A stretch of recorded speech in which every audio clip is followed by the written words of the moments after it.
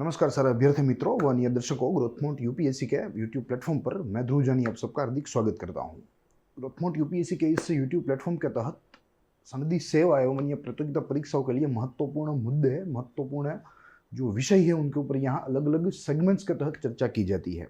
आज जिस सेगमेंट के तहत हम लोग खड़े हैं, बात कर रहे हैं, वो संशोधित संपादकीय विश्लेषण का एक विशेष सेगमेंट है, जिसके तहत हम लोग प्रतिदिन जो एग्जाम रिलेवेंस एडिटोरियल्स है, जो अन्य कोई न्यूज़ है, मीडिया रिपोर्ट है, उनका यहाँ गहन विश्लेषण किया जाता है और एक एग्जामिनरी पॉइंट ऑफ व्यू से यहाँ इसका ही एक चर्चा तैयार की जाती है। साथ ही में आज की बात करें तो द हिंदू में से एक बहुत ही अच्छा लेख है जो कि अपना आप में एग्जाम रिलेवेंट है, इंटरनेशनल ऑर्गेनाइजेशंस के बारे में बात करता है और उसमें भी जो ओपेक नामक संगठन है, यानी कि organisation of petroleum exporting economies, बहुत ही शक्तिशाली संगठन है क्योंकि अपने आप में कई सालों से ये मोनोपोली एंजॉय कर रहा है क्रूड के उत्पादन में। और हमें मालूम होना चाहिए कि क्रूड का उत्पादन व क्रूड का उपयोग जो है वो कितना क्रिटिकल है, कितना ज़रूरी है पूरे विश्व के लिए। तो बहुत ही शक्तिशाली संगठन है। यहाँ देखना है कि आगे क्या इसके डेवलपमेंट से क्यों ये चर्चा में आया और अन्य एग्जामिनेशन पॉइंट ऑफ व्यू से इसका क्या क्या पहलू है। तो हिंदू का यह आज एडिटोरियल है जिसका टाइटल है ए कॉम्प्रोमाइज अमिड अनसर्टेनिटी, यानी कि हाल ही में एक मीटिंग हुई थी ओपेक की और उसमें उन्होंने कई सारे फैसले लिए हैं, कुछ नकारात्मक है, कुछ सकारात्मक है। सारी चीज़ों का विश्लेषण यहाँ हम करने का प्रयास करेंगे। ऑन द अदर साइड अगर आप कवर देखें तो आप ओपेक का एक फाइल या आप एक कह सकते हैं कि एक रिप्रेजेंटेटिव इमेज देख सकते हैं, जो अपने आप में बहुत ही बड़ा संगठन है और तेल के उत्पादन में या तेल का उत्पादन करने वाला सबसे बड़ा विश्व का संगठन है। कई सारे देश इसके सभ्य है, तकरीबन 14 देश इसके आज सभ्य जो है सभ्य राष्ट्र है और पूरे विश्व की जो क्रूड तेल या क्रूड ऑयल की जो आयात है या निर्यात है वो यहाँ इनके द्वारा नियंत्रित की जाती है। दाम जो है वो भी यहाँ इनके द्वारा ही नियंत्रित किए जाते हैं।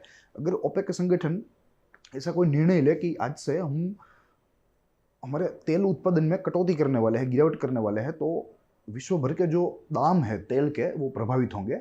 वहीं अगर जो वे ऐसा निर्णय ले कि हम लोग आज से या कल से हमारा जो उत्पादन है वो 2 गुना 4 गुना कर रहे हैं, बढ़ा रहे हैं, तो भी उसकी असर जो है वो तेल के दामों पर, वैश्विक तेल के दामों पर पड़ती है। तो इतना शक्तिशाली यह संगठन है। देखेंगे एग्जाम रिलेवेंट जो माहितियाँ हैं जो हमें जाननी है, जैसे ओपेक संगठन क्या है, उसके सभ्य मेंबर्स क्या है, उसका उद्देश्य क्या है, कैसे कार्य करता है, इत्यादि चीज़ों की बात हम लोग यहाँ करेंगे।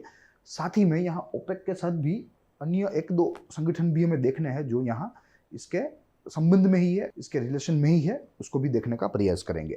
शुरू करेंगे हमारी चर्चा। ये आज का लेख है जिसकी डिजिटल रेप्लिका आपके सामने है। अगर एग्जाम रिलेवेंस की बात करें तो यहाँ जीएस पेपर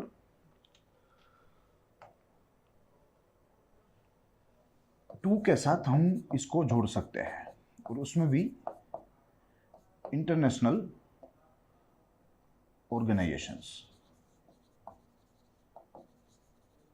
वैसे भारत इसके साथ प्रत्यक्ष रूप से नहीं जुड़ा हुआ, मगर इस संगठन के द्वारा जो जो निर्णय लिए जाएंगे, चाहे वो सकारात्मक हो चाहे वो नकारात्मक हो, उनसे भारत की बाजार या भारत का अर्थतंत्र प्रभावित जरूर होगा, वो बात तय है। तो उस संबंध में ये अपने आप में भारत के लिए वो एक सामान्य समझ भी बनाने के लिए ज़रूरी है। परीक्षा में भी ऐसे प्रश्न पूछे जा सकते हैं, चाहे प्रिलिमिनरी पॉइंट ऑफ व्यू से पूछा जाए, चाहे मेंस पॉइंट ऑफ व्यू से भी पूछा जा सकता है। तो ये बात रही यह लेख की व उसके एग्जाम रिलेवेंस की। प्लस आमतौर पे इस सेगमेंट के तहत हम लोग एक लेक्चर क्लासिफिकेशन, एक सिग्नेचर लेक्चर क्लासिफिकेशन के तहत चलते हैं, मगर यहाँ यह लेख थोड़ा भिन्न है और यह मुद्दा भी थोड़ा भिन्न है। तो यहाँ हम लोग अलग एक लेक्चर क्लासिफिकेशन के साथ चलने का प्रयास करेंगे, जिसके तहत we need to see 3 broad points which include why in news, यानी कि चर्चा में क्यों है, फिर उसके बाद अबाउट आर्टिकल, लेख में क्या जो महत्वपूर्ण बातें हैं वो की गई है, और साथ ही में यहाँ अबाउट ओपेक, ओपेक प्लस और इंटरनेशनल एनर्जी एजेंसी। तो ये 3 ब्रॉड बिंदु है जिसके तहत आज इस पूरे जो है उपाख्यान में चर्चा होने वाली है। शुरू करेंगे हमारी चर्चा में क्यों से या वाई न्यूज़ से। 2 मुख्य बिंदु देखने हैं। सबसे प्रथम बिंदु कहता है ओपेक संगठन द्वारा क्रूड ऑयल उत्पादन को बढ़ाने का निर्णय लिया गया। यस, ये एक बहुत ही नया डेवलपमेंट है और लगभग पिछले हफ्ते ही आया है, क्योंकि जब से कोविड आया, जब से कोविड पूरे विश्व में फैल गया, तब से जो आर्थिक गतिविधियां हैं वो कम होती गई, प्रवासन जो है वो भी कम होता गया, तो सामने जो तेल की डिमांड थी, जो मांग थी, उसमें भी भारी गिरावट देखने को मिली थी। तो प्राइस को स्टेबलाइज करने के लिए ओपेक ने 2020 में एक निर्णय लिया था कि हम हमारा जो क्रूड का उत्पादन है उसे कम कर रहे हैं, उसे घटा रहे हैं, ठीक है। मगर अब धीरे धीरे फिर से जो अनलॉकिंग प्रक्रिया है पूरे विश्व में वो शुरू हो गई है। वैक्सीनेशन पॉपुलेशन दिन प्रतिदिन सारे देश में बढ़ती जा रही है। तो अब धीरे धीरे कोरोना का खतरा जो है वो टल रहा है, ऐसा हमें लग रहा है। तो उसी सारी चीज़ों को मद्देनजर रखते हुए यहाँ ओपेक संगठन ने यह एक नया ताज़ा फैसला लिया है, जो हालिया फैसला है। ऑन द अदर हैंड देखें तो यूएई संभवतः ओपेक का सभ्य पद छोड़ सकता है। यस, यूएई के अपने कुछ निजी कारण है, कुछ अपनी निजी समस्या है या अपने निजी प्रश्न है यह संगठन से, और यह संगठन में कुछ आंतरिक जो अशांति है वो भी आजकल चल रही है।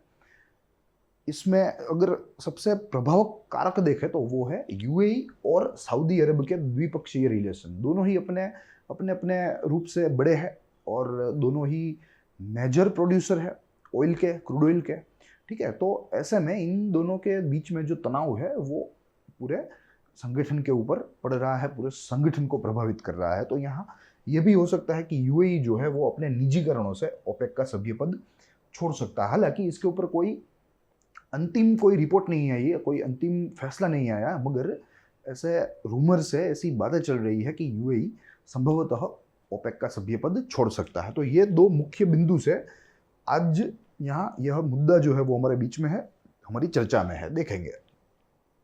अब अगर आर्टिकल के बारे में बात करें तो कुल 4-5 बिंदु देखने हैं, एक के बाद हम लोग एक देखेंगे। स्मार्ट आर्ट के रूप में मैंने आपके सामने ये रखा है ताकि चीज़ों को समझने में भी सरल रहे और याद रखने में भी हमें आसानी रहे। शुरुआत करेंगे पहले बिंदु से। अगस्त 2021 से ओपेक संगठन अपना तेल उत्पादन बढ़ा रहा है। यस, अगस्त 2021 से जो उन्होंने अप्रैल 2020 में बंद किया था वो अब फिर से रिस्टोर करने की बात कर रहे हैं, और प्रतिदिन जो क्षमता थी उससे ज़्यादा प्रतिदिन 4 लाख बैरल का उत्पादन जो है वो 2022 के अंत तक किया जाएगा, ऐसा निर्णय फिलहाल ओपेक के संगठन के द्वारा लिया गया है। प्लस दूसरा बिंदु देखें तो यूएई की तेल उत्पादन बढ़ाने की मांग। यस, यूएई जब से ओपेक ने अपना जो प्रोडक्शन है वो कट किया है तब से यूएई को ये बात पसंद नहीं आई, क्योंकि यूएई अपना आप में एक बड़ा जो है उत्पादक है क्रूड ऑयल का, साथ ही में उसकी जो प्रोडक्शन कैपेसिटी है वो भी बहुत ही ज़्यादा है। तो वो तो तब से ही जो है इस पूरे फैसले के विरुद्ध में है, और जो है वो बताता आया है कि भाई हमें हमारा प्रोडक्शन जो है वो करने दो, हमारी फुल कैपेसिटी से हमारा प्रोडक्शन जो है वो करने दो, आप उसमें रुकावट ना लाए। ओपेक को वो अपनी तरफ से बोल रहा है, अपना ये मत पूरे संगठन में रख रहा है। मगर पूरा संगठन जो है वो अपने आप फैसला लेता है, लोकतांत्रिक तरीके से फैसला लेता है। तो उसमें यहाँ आज दिन तक यह जो फैसला लिया तब तक अप्रैल 2020 से जुलाई 2021 तक यही बात फिक्स रही थी, यही बात हुई थी कि भाई जो उत्पादन है वो हमें कम कर देना चाहिए, और सारे राष्ट्रों ने मिलकर पूरा जो उत्पादन है वो भी कम किया है, उसमें भी कोई दिक्कत नहीं है। मगर यूएई जो है वो इससे राजी नहीं है। यूएई अब तो इस उत्पादन से जो नुकसान हुआ है, जितना कम उत्पादन करना पड़ा अपनी प्रोडक्शन कैपेसिटी से, वो जो नुकसान हो रहा है उस नुकसान की क्षतिपूर्ति की बात कर रहा है, उसकी मांग कर रहा है पूरे संगठन से। यानी कि UAE is demanding compensation for loss. जो लॉकडाउन के समय, जो पेंडेमिक के समय जो प्रोडक्शन कम हुआ है उसकी क्षतिपूर्ति आज यूएई संगठन के पास मांग रहा है। तीसरा बिंदु देखें तो यूएई सऊदी की द्विपक्षीय संबंध भी तनावपूर्ण, ठीक है, जिसका जिक्र मैंने किया, आपको मैंने हिंट दी कि उन दोनों देशों के बीच जो तनावपूर्ण संबंध है उनकी विपरीत असर अब ओपेक संगठन के ऊपर भी पड़ रही है। विपरीत असर यहाँ हमें देखने को मिलेगा ओपेक पर, और ये तनाव जो है वो काफ़ी सारे मुद्दों पर है, चाहे वो इजराइल का मुद्दा हो, चाहे वो गल्फ कोऑर्डिनेशन काउंसिल का मुद्दा हो, ठीक है। ऐसे कई सारे मुद्दे हैं जिसके ऊपर ये दोनों विरुद्ध दिशा में है। यूएई जो है वो राइट बताता है तो सऊदी जो है वो लेफ्ट बताता है, ऐसी परिस्थिति है। तो अब यह तनाव की असर ओपेक के ऊपर भी धीरे धीरे पड़ रही है। उसके बाद देखें तो आईईए यानी कि जो इंटरनेशनल एनर्जी एजेंसी है उसके द्वारा तो 2016 में ही एक अनुमान लगाया गया था कि भाई लगभग 2040 तक जो तेल की मांग है वो बढ़ेगी ही, उसमें कोई गिरावट देखने को नहीं मिलेगी। हालांकि ऐसे एक्सटर्नल फैक्टर्स या ऐसे अनप्रेडिक्टेबल फैक्टर्स तब गिने नहीं गए थे जैसे कोविड है, मगर apart from this unexpectable factors overall जो डिमांड है वो 2040 तक बढ़ने वाली है, उसमें कोई शंका नहीं है। और आखिरी में अगर देखें तो ओपीईसी की भावी चुनौतियां, यस ओपीईसी भले ही शक्तिशाली है, भले ही बड़ा संगठन है, भले ही जो है सबसे सबसे कीमती चीज यानी कि क्रूड ऑयल का उत्पादन करता है, मगर फिर भी उसकी अपनी चुनौतियां हैं और उन चुनौतियों के ऊपर उसको काम करना पड़ेगा, तब जाके ओपेक के लिए एक ब्राइट फ्यूचर आगे आ सकता है। तो ये सारी बातें जो है वो हमें आर्टिकल में से देखने को मिलती है। आर्टिकल की महत्वपूर्ण बातों की अगर बात करें तो ये सारी चीज़ें हम लोग उसमें कह सकते हैं। पर अगर एग्जाम ओरिएंटेड देखें तो हमें ओपेक के बारे में जानना पड़ेगा, ओपेक के उद्देश्य क्या है, उसके मेंबर कंट्रीज क्या है, ओपेक के साथ एक नया टर्म आजकल चल रहा है ओपेक प्लस, वो क्या है, और साथ ही में जो इंटरनेशनल एनर्जी एजेंसी है उसका क्या कार्य है और उसका क्या उद्देश्य है। यह सारी चीज़ें हमें हमारी परीक्षाओं में मददरूप साबित हो सकती है। तो अब हम लोग एग्जामिनेशन ओरिएंटेड जो एलिमेंट्स है उसको यहाँ से देखने की शुरुआत करेंगे, जिनमें सबसे प्रथम है अबाउट ओपेक। फिर से 3-4 बिंदु सारी चीज़ों के लिए स्मार्ट आर्ट जो है मैंने आपके लिए तैयार कर रखे हैं, ताकि चीज़ों को समझा जा सके, समय की बर्बादी ना हो और प्रिसाइसली हम लोग यह सारी चीज़ों को याद भी रख सके। देखेंगे सर्वप्रथम इसमें देखिए ओपेक जो है वो एक प्रकार से परमानेंट यानी कि स्थायी है, इंटर गवर्नमेंटल है, अंतर सरकारी है, अलग अलग देशों की सरकारों के द्वारा बनाया गया है। ऐसे देश जो अपने आप में मेजर क्रूड ऑयल एक्सपोर्टिंग हो, मेजर पेट्रोलियम प्रोडक्ट एक्सपोर्टिंग हो। इसका एस्टेब्लिशमेंट देखें तो it was established by Baghdad conference. ये महत्वपूर्ण माहिती है। बगदाद कॉन्फ्रेंस के तहत या बगदाद मीटिंग के तहत इस संगठन के निर्माण की नींव रखी गई और वो वर्ष था 1960 का। और इसके फाउंडर मेंबर्स देखें तो there were 4, Iran, Kuwait, Saudi Arab and Venezuela. ठीक है, ये 4 मुख्य क्रूड उत्पादक देश है जिनके द्वारा ओपेक की स्थापना करी गई थी। अगर इसके एम की बात करें, उद्देश्य की बात करें, तो तेल की आपूर्ति व दाम पर नियंत्रण। यस, तेल की आपूर्ति होनी चाहिए, मेंटेन होनी चाहिए सप्लाई, और जो अंतर्राष्ट्रीय दाम है क्रूड ऑयल के, वैश्विक दाम है, उनके ऊपर भी इसका नियंत्रण होगा with demand and supply.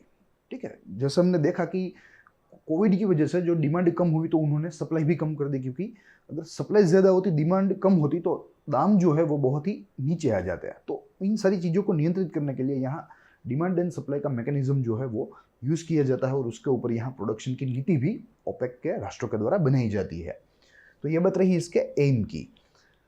Headquarters देखें इसके तो वियना ऑस्ट्रिया में है। ऑस्ट्रिया एक यूरोपियन राष्ट्र है और वर्ल्ड वार 1 और वर्ल्ड वार 2 की जो शुरुआत हुई थी वो यहाँ से ही हुई थी। बहुत ही जो है विरासत वाला राष्ट्र है और क्षेत्रफल की दृष्टि से भी थोड़ा छोटा सा राष्ट्र है, मगर वहाँ उसके हेडक्वार्टर स्थित है। याद रखने वाली प्रिलिमिनरी पॉइंट ऑफ व्यू से महत्वपूर्ण माहिती।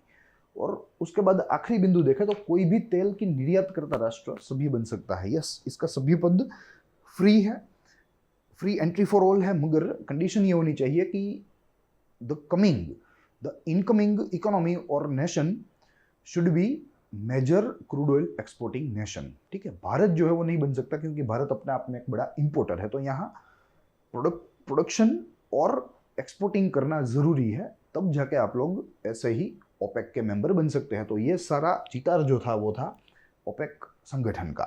अब अगर इसके सभ्य राष्ट्रों की बात करें तो यहाँ सभ्यों की बात करें तो आज के दिन जो हमें माहिती मिली है, लेटेस्ट माहिती 2019 के मुताबिक 14 सभ्य है। पहले 15 थे, मगर एक इसमें से निकल गया, गेबोन नामक जो राष्ट्र है वो इसमें से निकल गया। तो आज मात्र और मात्र 14 राष्ट्र ही बचे हैं, जिनको हम लोग यहाँ विश्व के नक्शे पर देखने का प्रयास करेंगे। देखिए, the highlighted yellow highlighted countries are the members. ठीक है, there are total 15 given here, but out of that the Gabon is excluded now. So apart from Gabon there will be 14 members, namely Ecuador, Venezuela, Equatorial Guinea, Angola, Republic of Congo, Nigeria, Algeria, Libya, Kuwait, Saudi Arab, UAE, Qatar, Iraq and Iran. So these are the main members which constitute the entire OPEC organization. ठीक है, ये सारे members हमें याद रखने के लिए जो है यह मानचित्र या नक्शे का उपयोग किया था। ये सारे मेंबर्स के नाम महत्वपूर्ण है। भले ही हमें हमें रटना नहीं है, मगर हमें एक ओवरऑल आइडिया होना चाहिए कि कौन सा राष्ट्र इसमें सभ्य है, वह कौन सा राष्ट्र इसमें सभ्य नहीं है, क्योंकि प्रिलिमिनरी पॉइंट ऑफ व्यू से ऐसे प्रश्न पूछे जाते हैं। हमें 2 3 4 इसके करीबी राज्यों के या राष्ट्रों के नाम भी दिए जाते हैं, ताकि भूल होने की संभावना जो है अभ्यर्थी से वो बढ़ जाए। तो यहाँ ऐसे में यह सारी चीज़ों को ध्यान रखना ज़रूरी है। अब आगे देखें तो हमें देखना है ओपेक प्लस क्या है। तो देखिए, ओपेक प्लस जो है वो एक ऐसा संगठन है जो ओपेक सभ्य व अन्य सभ्य राष्ट्रों के द्वारा बनाया गया है। ठीक है, अन्य राष्ट्रों में भी same condition, they should be major crude oil exporting economy. तो OPEC plus other nations will constitute OPEC plus. OPEC सभ्य व अन्य राष्ट्रों के द्वारा बनाया गया संगठन जो तेल की निर्यात करते हो। एस्टेब्लिश्ड, यह विचार जो है इसकी शुरुआत 2017 से हुई थी। कुल इसमें 24 सभ्य है, जिनमें 14 ओपेक के हैं और 10 अन्य हैं, और 10 में से जो मुख्य है वो है रशिया। रशिया के अलावा कई सारे ऐसे मेंबर्स हैं जो यहाँ ओपेक में भी नहीं है, मगर ओपेक प्लस का हिस्सा वो बिल्कुल है। तो यहाँ ये ओपेक प्लस की बात है। ठीक है, 3 बिंदु देखने हैं। Members of OPEC plus other nations who are major crude oil exporters. दूसरा, the idea was created in 2017। And जो तीसरा बिंदु है वो कहता है कि there are total 24 members which can be classified as 14 OPEC and 10 others, and out of the 10 other countries the main is Russia. ठीक है, तो this is the scenario of OPEC plus. अब आज तो क्या हो रहा है कि OPEC plus और OPEC के बीच में भी एक पॉलिसी कंपटीशन हो रही है कि अगर OPEC plus के द्वारा अगर ऐसा तय किया जाए कि हम लोग हमारा जो प्रोडक्शन है वो कम करने वाला है, तो वहाँ ओपेक भी अपना प्रोडक्शन कम करेगा। और ऐसी चीज़ें जो है जो आमतौर पर कंपटीशन में होती है वो यहाँ इन 2 संगठनों के बीच में देखने को मिलती है। फिर आगे देखें तो IEA यानी कि इंटरनेशनल एनर्जी एजेंसी बहुत ही अच्छे प्रकार से कार्य करती एजेंसी है, और अगर इसका स्वभाव देखें तो यह ऑटोनोमस है, और साथ ही में it enables the supply of reliable, affordable and clean energy. ठीक है, तो ये इसका एक मूलभूत उद्देश्य है जो हमें याद रखना चाहिए। एक स्वायत्त संगठन है जो किफ़ायती व स्वच्छ ऊर्जा के क्षेत्र में कार्य करता है, और ये इंश्योर करता है कि लगभग सारे ज़रूरतमंदों तक जो ऊर्जा पहुंच रही है वो स्वच्छ हो और किफ़ायती हो। इसका एस्टेब्लिशमेंट 1974 में हुआ था, and as written here it was in the wake of oil crisis of 1973, क्योंकि ओपेक के द्वारा तब मोनोपोली की जो है प्रैक्टिसिंग की जा रही थी, और इसके तहत उन्होंने जो सप्लाई चेन है उसको इंटरप्ट करने का प्रयास किया, दामों में बढ़ावा करने का प्रयास किया, सप्लाई को भी रोका। ठीक है, जिसकी असर लगभग तब के पूरे विश्व में हो गई थी। तो यहाँ भविष्य में ओपेक के द्वारा ऐसा कोई कदम ना उठाया जाए, इसके लिए यहाँ इंटरनेशनल एनर्जी एजेंसी की स्थापना की गई थी सन 1974 में। फिर अगर इसके हेडक्वार्टर की बात करें तो it is located in Paris, France. There are four main areas which are under focus of the this particular organisation, which are the first one is energy security यानी कि ऊर्जा सुरक्षा, दूसरी इकोनॉमिक डेवलपमेंट आर्थिक विकास, एनवायरमेंटल अवेयरनेस यानी कि जो पर्यावरणीय जागरूकता है उसकी बात करता है, और एंगेजमेंट वर्ल्ड वाइड यानी कि सारे राष्ट्रों के साथ ये एंगेज है और ये इंश्योर करता है to deliver clean energy, affordable and reliable energy. तो ये इसका मुख्य काम है। भारत की बात करें तो भारत 2017 में इसके एसोसिएट मेंबर्स के रूप में जुड़ा, और अगर उसके बाद देखें तो फेब 2018 में मैक्सिको बिकेम 30th मेंबर, यानी कि आज इसकी संख्या जो है वो तकरीबन 30 के आसपास है, और it is the first in Latin America. खैर वो तो मैक्सिको की बात है, हमारे लिए थोड़ी इतनी ज़्यादा ज़रूरी नहीं है, मगर कभी कभार प्रिलिमिनरी पॉइंट ऑफ व्यू से ऐसा प्रश्न पूछा जा सकता है, इसलिए मैंने यहाँ आपको यह देखने को जो है लिखा है, ये ज़रूरी है हमारे लिए व्हेन इंडिया बिकेम मेंबर। ठीक है, क्योंकि यहाँ अगर आईए के बारे में कोई प्रश्न पूछा जाए प्रीलिम में तो 2-3 हमें जो स्टेटमेंट्स दिए होते हैं, और उन स्टेटमेंट्स में अगर यहाँ 2017 का अगर 16 किया जाए, 18 किया जाए या 15 किया जाए तो हम लोग कंफ्यूज हो सकते हैं। तो यहाँ ये हमें याद रखना है कि India became the member of IEA in 2017। ठीक है, तो यही सारी चीज़ें थी जो आज हमें इस पर्टिकुलर आर्टिकल से जानने को मिली, देखने को मिली, और जिसके तहत हमने ओपेक मेंबर नेशंस को देखा, ओपेक संगठन को समझने का प्रयास किया, और साथ ही में हमने ओपेक प्लस को भी जाना और इंटरनेशनल एनर्जी एजेंसी उसका कार्य देखा और उसकी संरचना देखी। तो I hope you enjoyed the lecture. हम लोग मिलेंगे अगले सत्र में इसी दिन के। तब तक के लिए दीजिए इजाजत। देखते रहिए ग्रोथ पॉइंट यूपीएससी। जय हिंद।